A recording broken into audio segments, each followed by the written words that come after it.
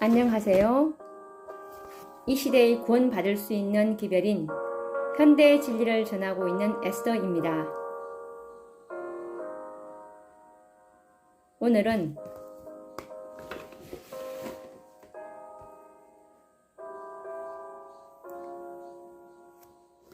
다섯째 천사의 기별 세 번째로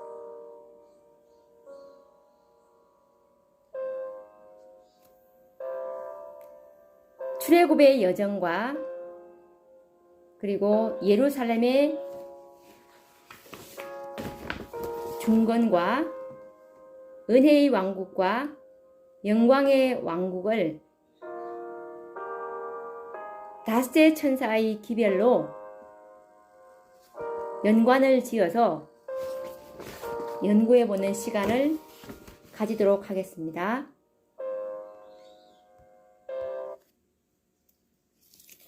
우선 출애굽의 여정과 다섯 천사의 기별이 어떤 관계가 있는지 말씀을 통해서 연구해 보도록 하겠습니다. 출애굽의 여정과 다섯 천사의 기별. 고대 이스라엘 백성들의 출애굽에서 가나안까지의 여정은 영적 이스라엘 백성들이 경험할 여정을 상징하고 있다. 저희에게 당한 이런 일이 거울이 되고 또한 말세를 만난 우리의 경계로 기록하였느니라. 고린도전서 10장 11절이라고 사도 바울은 말씀하셨다. 고대 이스라엘 백성들의 출애굽의 역사는 오늘날 영적 이스라엘 백성들의 미래를 보여주기 위한 하나님의 섭리의 역사임을 알게 된다. 특히 말세를 만난 성도들에게는 어둠을 밝혀주는 등불적 예언과도 같아서 믿는 바 현대 진리의 말씀에 더욱 확신을 갖게 해줄 것이다. 이스라엘 백성들의 출애굽 여정에서 5번의 큰 사건, 즉 역사들을 발견하게 되는데 그 역사들을 현대 진리와 접목시켜 보도록 하겠습니다. 우선 첫 번째 사건은 출애굽은 유월절 복음을 지킴으로 시작하였다. 유월절 어린 양은 세상 죄를 지고 가는 하나님의 어린 양이 되신 영원한 복음, 곧 첫째 천사의 기별과 짝을 이룹니다. 첫째 천사의 기별은 영원한 복음으로 시작이 됩니다. 그리고 두 번째 사건은 이스라엘 백성들이 홍해를 건너는 역사인데요. 이것은 둘째 천사의 기별과 짝을 이룹니다. 이스라엘 백성들이 홍해를 건너 애굽에서 분리되어 나오는 역사는 영적 이스라엘 백성이 바벨론에서 나오라는 둘째 천사의 외침과 동일한 역사입니다. 두 역사는 모두 애굽과 바벨론에서 분리되는 역사입니다. 그리고 세 번째 사건은 이스라엘 백성들이 시내 광야에 이르러 모세가 시내산에서 하나님께로부터 십계명을 받는 역사를 기록하고 있습니다. 이 역사는 하늘 지성소를 가리키며 법궤 속에 들어있는 십계명을 보게 하신 셋째 천사의 기별과 짝을 이룹니다.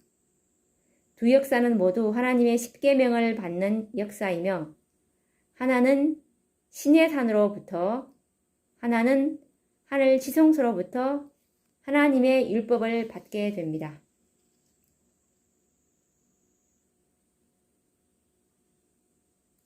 네 번째 사건은 이스라엘 백성들이 바란 광야 가데스에 이르렀을 때 12 정탐꾼이 가나안을 정탐한 후 두 사람을 제외한 모든 백성들이 하나님께 반역한 사건입니다.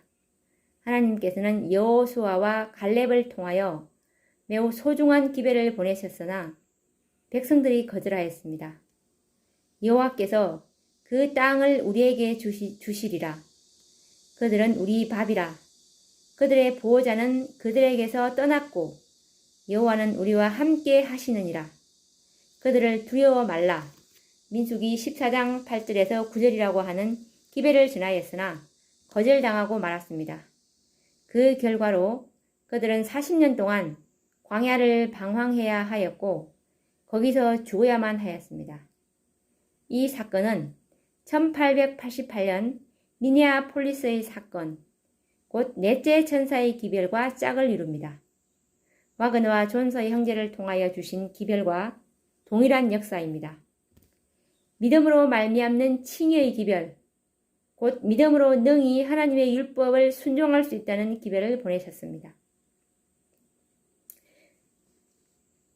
주님께서는 크신 자비를 베푸시고 와그너와 존스 목사를 통해 그분의 백성들에게 지극히 소중한 기별을 보내셨다.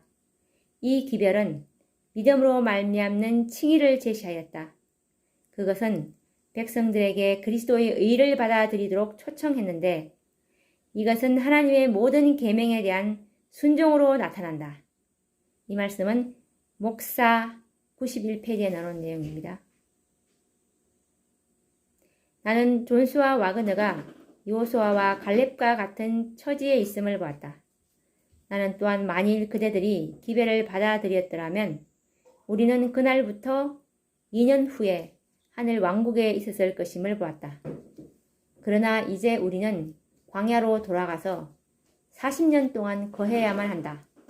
이 말씀은 대총의 회보 1892년 5월 9일 호주 멜버른에서 쓰신 말씀입니다. 두 정탐꾼의 기별을 거절하였던 이스라엘 백성들이 40년 동안 광야를 방황했던 것처럼 영적 이스라엘 백성들도 두 사자, 즉 존스와 와그너들의 기별, 곧 넷째 천사의 기별을 거절함으로 광야를 돌고 있는 것입니다. 그리고 다섯 번째 사건은 가데스 반역 이후 이스라엘 백성들은 40년을 광야에서 지난 후 다시금 가데스에 도착하게 되는데 그러나 그들은 길로 인해 하나님을 원망하고 모세에게 불평함으로 불뱀에게 물리는 사건이 발생하게 되는데 이 말씀은 민수기 20장 1절 그리고 21장 4절에 보면 자세히 나와 있습니다. 모세는 급히 놋뱀을 만들어 장대에 달고 쳐다보는 자마다 살리라는 기별을 백성들에게 전하였던 사건입니다. 모세가 만든 놋뱀은 그리스도를 상징하였고 누구든지 저를 믿는 자들은 구원을 얻으리라는 복음이었습니다. 이 복음은 38년 동안 광야를 돌아온 이스라엘 백성들에게 전해진 마지막 복음이었고 이후에는 더 이상 그들에게 전해진 기별, 즉 복음이 없었습니다. 그들은 이제 가나안을 향하여 곧장 행진하였습니다. 놋뱀 사건 이후에도 범죄하는 사건들이 있었지만 더 이상 광야로 되돌아가는 일은 없었습니다. 이 사건은 다섯째 천사의 기별과 짝을 이룹니다. 다섯째 천사의 기별은 하나님께서 인류에게 보내시는 마지막 복음입니다. 이후에는 하늘 가나안으로 행진하는 사건만이 예언되어 있습니다. 다섯째 천사의 기별, 즉 복음이 전파된 이후에는 빠른 속도로 모든 징조와 예언이 성취될 것이며 영광스러운 주님의 재림을 보게 될 것입니다. 더 이상 주님의 재림은 지체되지 않을 것입니다. 과거에는 예언이 지체되는 때가 있었으나 이제는 지체되지 않고 정령 응하리라 하박국 2장 3절이라는 말씀의 성취를 보게 될 것입니다. 놋뱀 사건 이후 중요한 사건들과 마지막 예언들을 대조해보면 다음과 같습니다. 이스라엘 백성들이 발람의 미혹에 빠져 바알보올에게 부속되는 사건이 있었는데요. 이 사건은 일요일 법령과 짝을 이루는 사건입니다. 가데스에서 기별을 거절하였던 20세 이상 애굽에서 나온 모든 생존자들이 여기서 모두 죽었습니다. 마찬가지로 장차 일요일 법령이 내리고 핍박이 올 때면 믿음으로 말미암는 칭의의 기별, 즉 1888년 넷째 천사 기별을 깨닫지 못하여 믿음을 준비하지 못한 모든 자들은 짐승의 표를 받고 멸망으로 들어갈 것을 표상하는 사건입니다.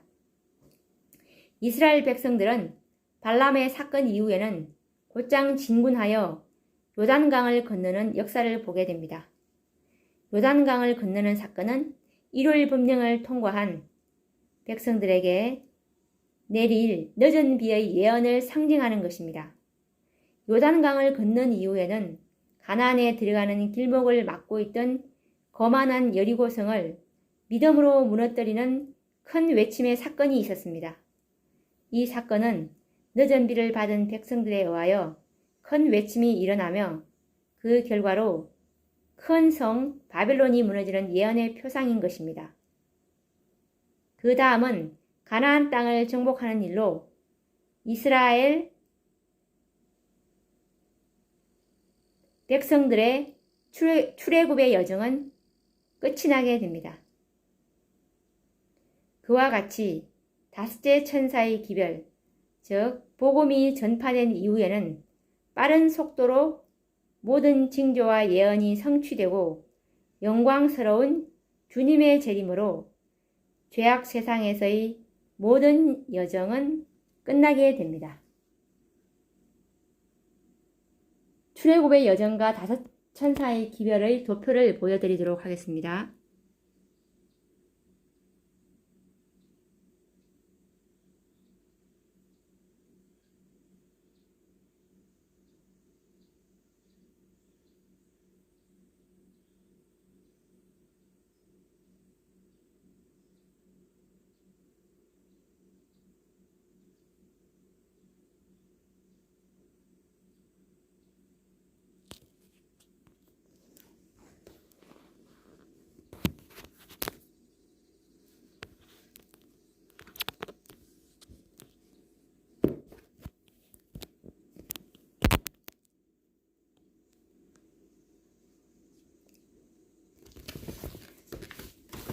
이번에는 예루살렘 성 중건 회복과 다섯 천사의 기별과의 관계를 접목시켜 말씀드리겠습니다. 다섯 천사의 예언을 상징하는 사건이 이스라엘 백성들의 반복되는 반역과 배도의 역사에서 또 찾을 수 있습니다. 이스라엘 백성들이 바벨론의 포로가 되어 70년 동안 바벨론 왕을 섬기는 슬픈 역사를 보게 됩니다. 성전은 불타고 폐허가 되었으며 나라는 망하고 말았습니다. 그러나 자비로우신 하나님께서는 70년이 차면 다시 예루살렘 성전이 중건될 것을 약속하셨습니다. 예루살렘에 대하여는 이러기를 중건되리라 하며 성전에 대하여는 이러기를 내 기초가 세움이 되리라. 이사야 44장 28절.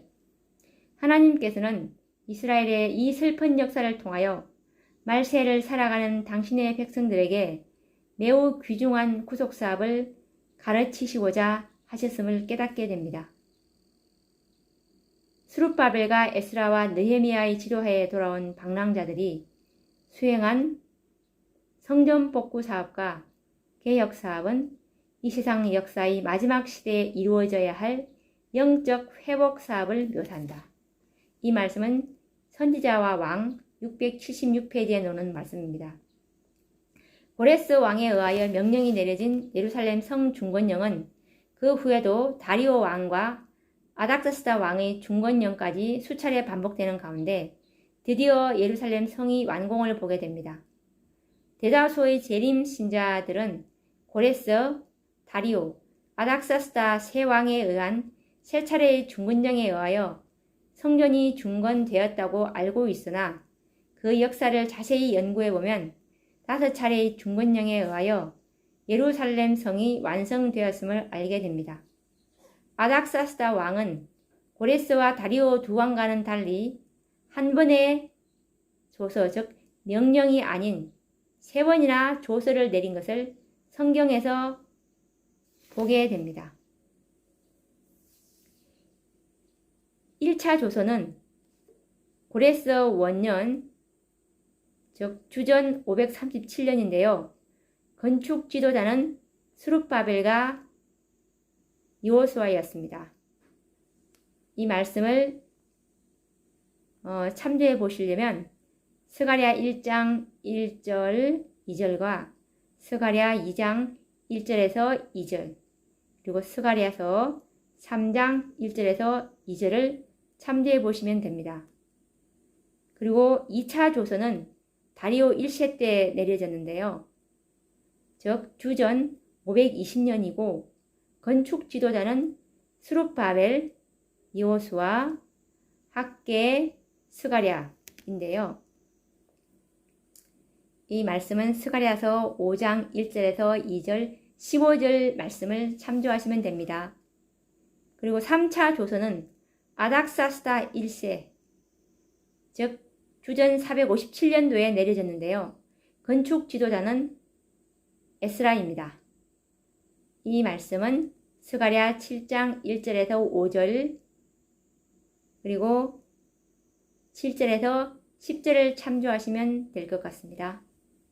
그리고 4차 조선은 아닥사스다 1세 때 내려졌는데 주전 444년이고 건축 지도자는 느헤미야입니다. 이 말씀은 느헤미야 1장 1절, 느헤미야 2장 1절에서 8절, 그리고 느헤미야 5장 14절을 참조하시면 됩니다. 그리고 5차 조선은 아닥사스다 1세 때 내려졌는데요. 주전 432년에 내려졌으며 건축 지도자는 느헤미야입니다. 이 말씀은 느헤미야 13장 6절, 7절에서 8절을 참조하시기 바랍니다. 1차 조서와 2차 조서에 의하여 성전은 완공을 보았고 3차 조서 때 올라온 학사 에스라를 통하여 율법이 반포되고 가르쳐졌으나 예루살렘 성은 준공을 보지 못한 채 중단되고 말았다. 그러므로 느헤미야는 아닥사스다 왕의 재가를 얻어 예루살렘으로 올라와 성곽을 준수하게 됩니다. 이것을 아닥사스다 왕의 4차 조서입니다. 그러면 5차 조서는 왜 필요했을까요? 그 이유는 다음과 같습니다. 느헤미야는 아닥사스다 왕의 명령 4차 조서를 받고 유다의 총독으로 예루살렘에 부임을 한 후 원수들과 싸우면서 도성의 성곽을 준수하여 준공을 보게 됩니다. 그러나 아직도 예루살렘 성이 완전하게 회복된 것은 아니었습니다. 성곽은 완공되었으나 성 안에는 성전만 세워져 있을 뿐 백성들이 거처할 집은 건축되지 않은 상태였습니다. 이 말씀은 느헤미야 7장 4절에 보면 자세히 나와 있습니다. 예루살렘 성의 완전한 회복은 백성들의 살 집을 건축하는 일과 성전을 정결하게 하는 일과 성전에서 봉사할 레위인을 모으는 일과 백성들이 안식일을 거룩하게 순종하도록 하는 개혁사업이 이루어져야만 하였습니다. 그러나 4차 조서 기간에는 성전과 성곽만 준수하였을 뿐 정작 실제적인 중요한 사업들은 이루어지지 않은 상태에서 느헤미야의 총독 기한이 12년이었는데요. 이 말씀은 느헤미야 5장 13절에 나와 있는데 이 총독 기한이 다 끝나버린 것이었습니다. 그러므로 느헤미야는 다시 바벨론으로 돌아가야 하였고 예루살렘 성의 완전한 회복을 위하여 아닥사스다 왕에게 재가를 받아야만 하였습니다.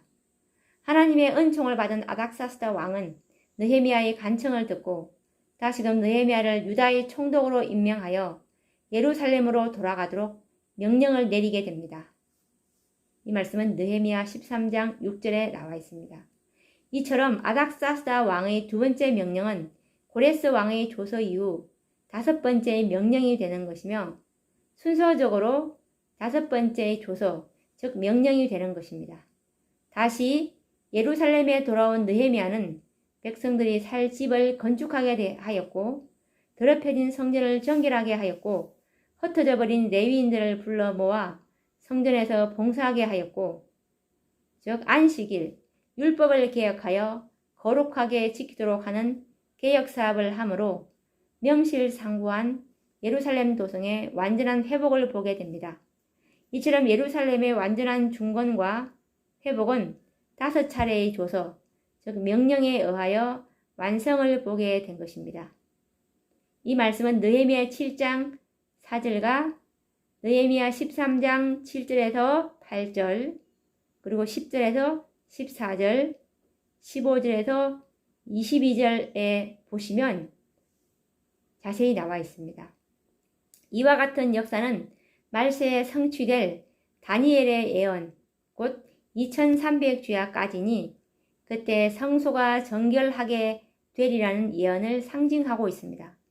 이 성소 정결, 즉 회복 사업을 위하여 계시록 14장의 세 천사와 계시록 18장의 두 천사에 의하여 다니엘서에 예언된 2300주야까지니 그때 성소가 정결하게 함을 입으리라 는 예언의 성취를 보게 되는 것입니다. 5차례의 페르시아의 왕들의 명령에 의하여 예루살렘 도성의 완성을 보게 된 역사와 계시록에 기록된 5천사의 기별에 의하여 성소의 정결, 구속사업의 완성을 가져오는 예언은 동일한 목적을 가지고 있습니다. 하나는 역사적 표상이며 하나는 구속의 실체로 나타난 것입니다. 아무쪼록 이 도표가 5천사의 기별, 즉 현대 진리를 깨닫는 일에 도움이 되기를 간절히 바라는 바입니다. 그러면 예루살렘 성 중건과 5천사의 기별을 도표로 보여드리도록 하겠습니다.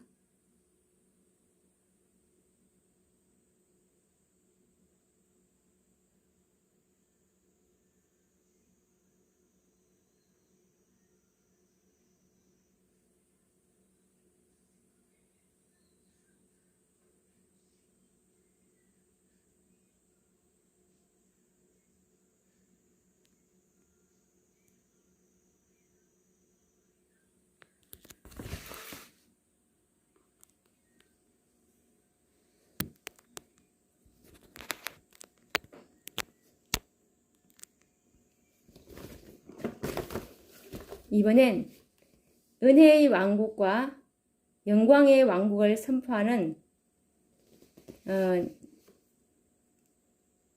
것과 이 5번의 기별이 어떤 관계가 있는지를 접목시켜 보겠습니다. 이스라엘 백성들의 역사 속에서 5천사의 기별을 표상하는 역사들을 많이 발견하게 되는데요. 또 하나의 역사적인 표상을 찾아보기로 하겠습니다. 이스라엘 백성들은 은혜의 왕국을 준비하기 위해 선택받은 백성들이며 오늘날 새 천사의 기별을 믿고 있는 백성들을 영광의 왕국을 예비하기 위하여 선택받은 영적 이스라엘 백성들입니다. 그러므로 옛날 이스라엘 백성들이 수행했던 사업들은 오늘날 영적 이스라엘 백성들이 수행할 사업과 동일한 유사성을 가지고 있습니다. 이 말씀은 대쟁투 343페이지에 나와 있는데요. 참조하시고 유사성을 가지고 있다고 마지막 선지자는 말하고 있습니다. 은혜의 왕국을 세우기 위하여 하나님의 아들이 인간으로 오시는 메시아의 강림을 알리는 5번의 기별이 이스라엘 백성들에게 전파되었던 사실을 성경에서 발견하게 된다.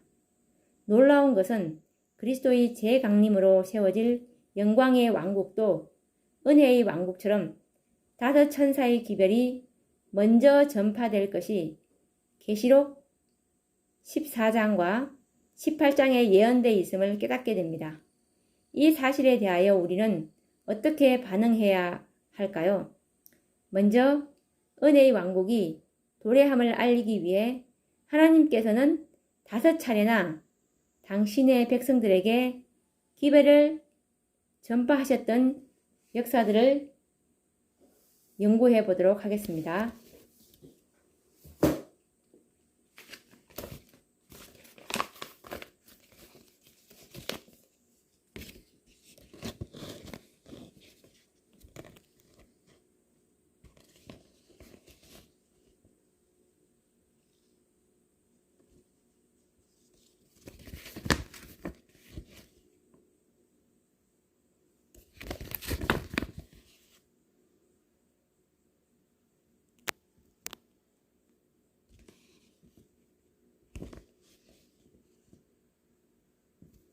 도표를 보시면서 말씀드리겠습니다. 첫 번째 선포는 침례 요한의 아버지 사가랴를 통하여 메시아의 강림과 은혜의 왕국이 가까웠음을 선포하셨습니다. 이 말씀은 누가복음 1장 5절에서 25절에 나와 있습니다. 사가랴는 자신의 나이 많음으로 인하여 아들을 낳으리라는 하늘의 사자가 전하는 기별에 대하여 불신을 표현하므로 아들이 태어나기까지는 벙어리가 되는 놀라운 표적 때문에 이 사건은 은혜의 왕국, 곧 메시아의 출현에 대한 관심을 더욱 고조시켰습니다. 두 번째 선포는 베들레헴의 목자들을 통하여 선포되었는데요. 하나님의 아들이 베들레헴의 아기로 탄생되는 사건은 온 하늘의 천군 천사들을 경탄케 하였습니다. 그러나 땅은 너무나 조용하였고 무관심하였습니다. 이 기쁜 소식을 기다려야 할 예루살렘의 지도자들은 깊은 잠에 빠져 있었고 오직 베들레헴 언덕에서 양을 치던 목자들만 메시아의 탄생을 기다리고 있었습니다. 천사들은 이들에게 메시아의 탄생을 알려주었고 이 목자들에 의하여 예루살렘과 유다 백성들에게 은혜의 왕국의 왕이신 메시아의 출현을 알리는 두 번째 기별을 선포할 수 있었습니다. 이 말씀은 시대의 소망 43페이지에서 48페이지를 참조하시면 됩니다. 그리고 세 번째 선포는 은혜의 왕국이 도래되었음을 알리는 세 번째 기별은 제사장 시몬과 여선지자 안나를 통하여 전파되었습니다.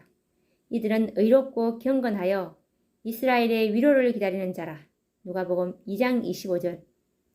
이들은 아기 예수가 태어난 지 8일이 되어 할례를 받기 위하여 예루살렘 성전에 올라온 아기 예수를 만나는 특권을 얻게 되었습니다. 이 경건한 종들을 통하여 은혜의 왕국이 도래하였음을 알리는 세 번째의 기별이 예루살렘과 유대에 전파되었습니다. 이 말씀은 시대의 소망 50페이지에서 57페이지를 참조하시면 됩니다. 그리고 네 번째 선포는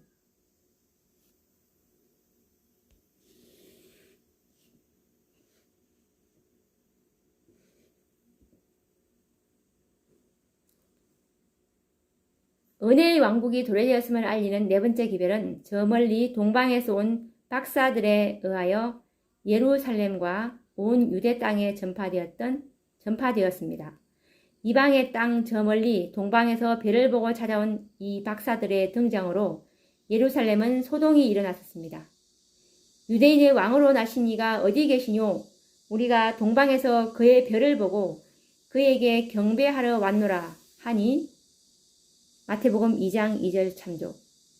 유대인의 새로운 왕의 탄생으로 예루살렘과 온 유대 나라가 온통 축제의 분위기를 기대하고 왔던 동방 박사들의 실망을 상상해 보십시오. 그러나 그들은 믿음으로 왕이신 메시아를 만나기를 포기하지 않았습니다.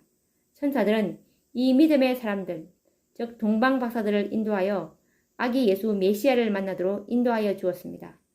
이들에 의하여 은혜의 왕국이 이미 도래하였음을 예루살렘과 유대와 이방 땅에까지 전파되는 결과를 가져오게 됩니다. 이 말씀은 시대의 소망 59페이지에서 67페이지를 참조하시면 나와 있습니다. 그리고 마지막으로 다섯 번째 선포인데요. 다섯 번째의 기별 선포는 바로 선지자 이사야의 말씀하신 자라 일렀으되 광야에 외치는 자의 소리가 있어 가로되 너희는 주의 길을 예비하라.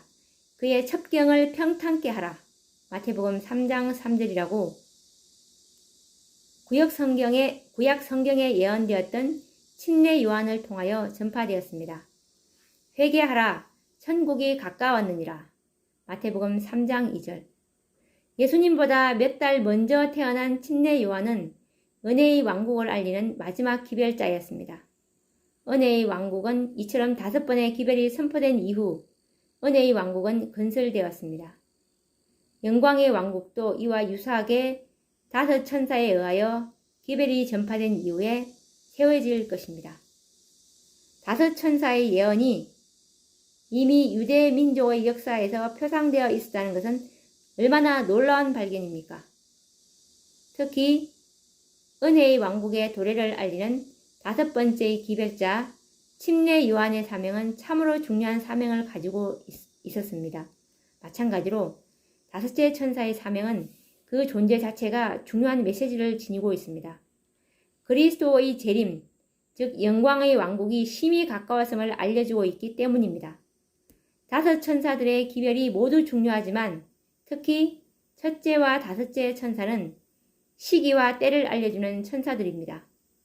첫째 천사는 심판의 때, 곧 조사 심판의 시작을 알려주는 천사였다면 다섯째 천사는 조사 심판이 거의 끝나고 있음을 알려주고 있습니다.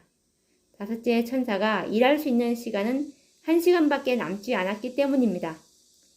참으로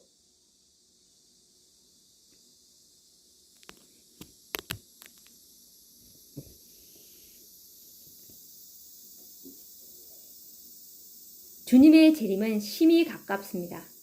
영광의 왕국이 도래하였음을 알리는 다섯 천사의 기별은 연구되어야 합니다. 특히 다섯째 천사가 전하는 기별, 즉 복음에 대하여 깊은 연구가 있어야 합니다.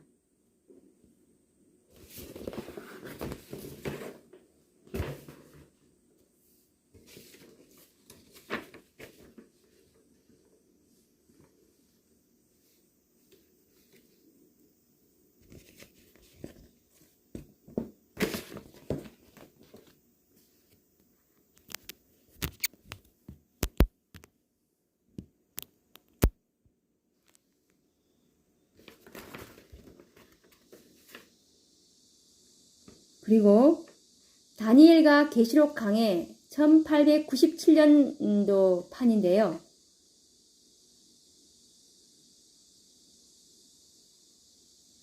이 말씀은 우라이아 스미스 목사가 쓰신 것인데 671페이지에 나와 있습니다. 다니엘과 계시록 강해 1897년도 판 671페이지에 나와 있습니다.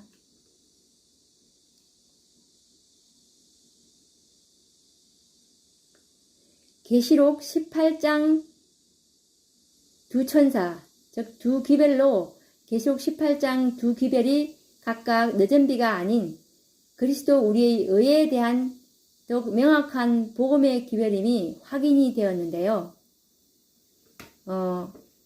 다니엘과 계시록 강해 1898년판 우라이아 스미스 저서에서 이 말씀을 발췌하였는데요. 얼마나 큰 발견인지 모릅니다. 이 말씀을 읽어드리겠습니다. 하늘에서 들려오는 음성은 하늘의 영광이 따르는 권세의 메시지임을 나타낸다.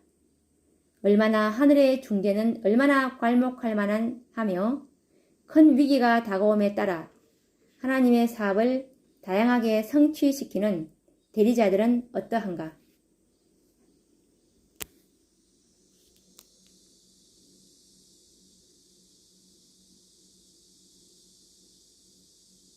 여기에 새로운 대리자가 소개되는 것을 보여줌으로써 하늘에서 들려오는 이 음성은 다른 음성이라고 불리운다. 우리에게는 이제 이 마지막 종교개혁에 관여한 것으로 분명히 언급되고 있는 하늘의 다섯 사자들이 있다.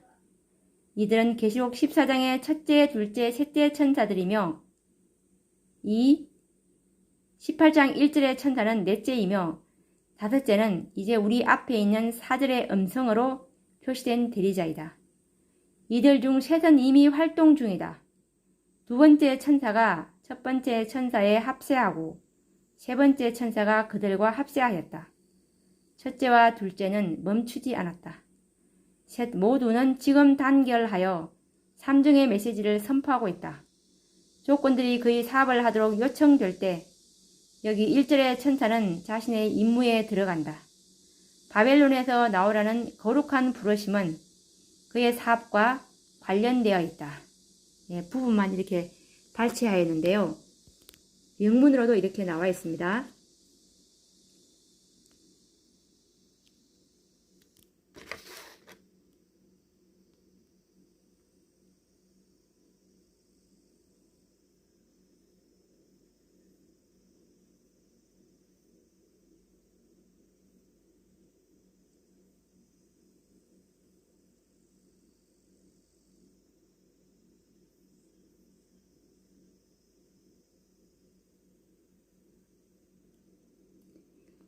이 말씀을 보시면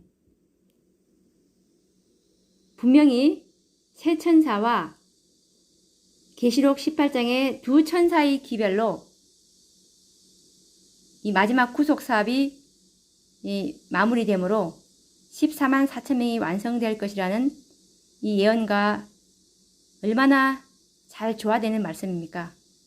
이때 이 당시에도 1897년 당시에도 다섯째 천사의 존재를 성령의 영감으로 우라이아 스미스는 그때 당시는 밝히 깨닫지는 못했다 할지라도 지금 이 세대를 위해서 기록되지 않았나라는 생각이 듭니다.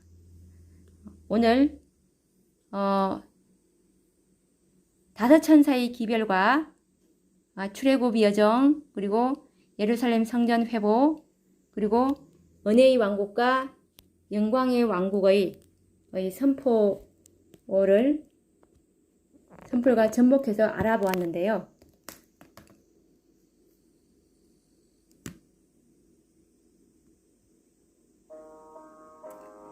진리의 사랑을 받기를 원하는 자들은 이 말씀을 깊이 다시 한번 확인하셔서 주님의 재림을 위해서